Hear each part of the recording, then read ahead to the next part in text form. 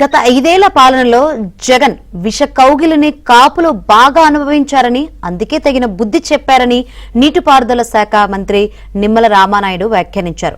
నెల్లూరు ఘటనకు కులరంగు పులిమి వైసీపీ విష ప్రచారం చేయడం ఆ పార్టీ రాజకీయ దిగజారుడుతనానికి నిదర్శనమన్నారు.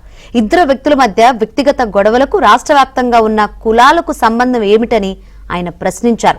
నెల్లూరు జిల్లా రాళ్లపాడు గ్రామంలో జరిగిన సంఘటనను 2 కులాలకు ఆపాదించడం వైసీపీ నాయకుల కుట్రలకు నిదర్శనమన్నారు.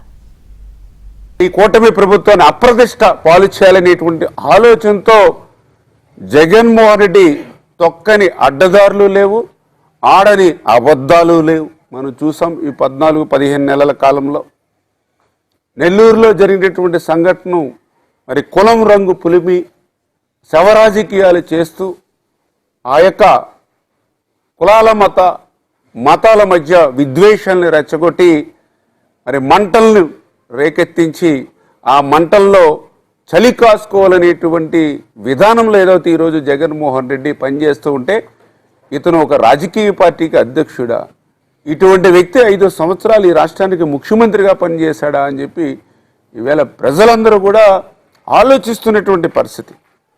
ఎందుకంటే ఏదైతే నెల్లూరు రాళ్లపాడు ఏదైతే సంఘటన ఉందో, మరి అక్కడ అందరికీ తెలుసు, ఆ ప్రాంతంలో కానీ గ్రామంలో ఉన్నటువంటి ప్రతి ఇంటిలోనూ చెప్తూ ఉన్నారు, ఎవరైతే మృతుడు లక్ష్మీనాయుడు ఎవరైతే ఉన్నారో, ఎవరైతే మరి నిందితుడు హరిశ్చంద్ర ప్రసాద్ ఎవరైతే ఉన్నారో, మరి వారిద్దరి కుటుంబాలకి కూడా గతం నుంచి కూడా మంచి స్నేహం ఉన్నటువంటి పరిస్థితి.